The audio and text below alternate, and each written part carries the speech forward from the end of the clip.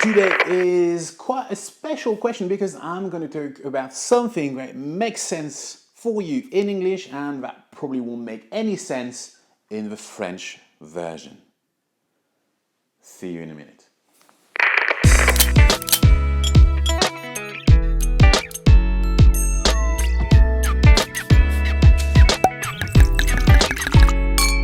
Hi and welcome to S.Chablis. I hope you had a wonderful weekend, a beautiful week. And indeed, today we are going to talk about something a bit special, something that only makes sense if you're English or English speaking. So you know I do two videos, one in English, one in French. Believe me, the French version is weird because I'm talking about two things that are exactly the same thing in French. So the question goes, and it's from Ryan in the States. I'm a bit confused. What's the difference between Bourgogne and Burgundy? Well, Ryan, now you understand why it can be confusing as well for French people, because I'm going to talk to them about Bourgogne and Bourgogne. Because yes, Burgundy could be translated as Bourgogne. Now, there are different ways you could approach this situation. Either you give a standard translation and then you're going to say, well, Burgundy is Bourgogne and Bourgogne is Burgundy, and that's the same thing.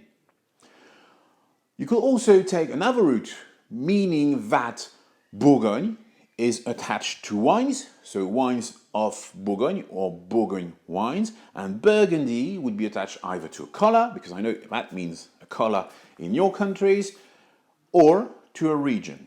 So Burgundy could be seen as a region where Bourgogne could be seen only for the wines.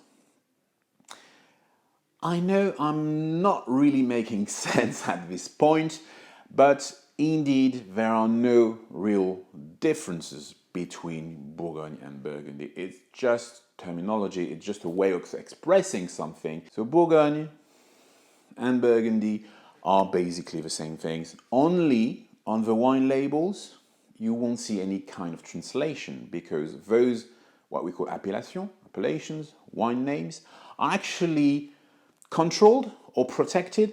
So Bourgogne is going to be Bourgogne on the label. So Bourgogne à ligoté, Bourgogne Haute-Côte, Bourgogne Coulanges-la-Vineuse, what have you. And then Burgundy could be seen translated as a product from Burgundy or just the place they are actually coming from. Now, I know that doesn't really make sense to a lot of people. I think the best way is just to accept that those are basically different but can be the same thing. And in the States, I know you make Burgundy or Chablis for that matter, which is not the way we see Burgundy or Chablis, as Burgundy seem to be red wines and Chablis seem to be white wines. And they're both quite generic in the approach to winemaking, where in France, when you talk about Chablis, that's a real precise region.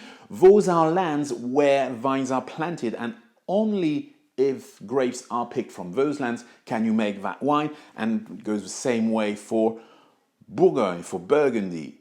Only if the grapes are coming from the region Burgundy can you call those wines Bourgogne. So two approaches, two different concepts. I'm not judging. I mean, you've been using Burgundy and Chablis for ages. They're not the real thing as we think it should be. But then again, that's the way the market is made. So Ryan, I hope that answers your question. If you need more explanation, don't hesitate and contact me again. If on your side, for other viewers, if you have other questions, you know you can send them by next week, or for that matter, all the time. You just have to use YouTube, Facebook, Instagram, or maybe the one I always forget, Twitter. So write a comment, send a question. I make a selection every week and I'm going to answer those questions on Monday morning. I hope you are going to have a wonderful week. Oh, and by the way, if you are a good designer, if you know how to make logos, if you know how to communicate in that way, I'm actually looking for someone. It can be someone in France, it can be someone somewhere else. So if you are, or if you know someone who can actually design stuff for me, I'm launching a new product, so I need to know where I stand on budget and what kind of work I can expect.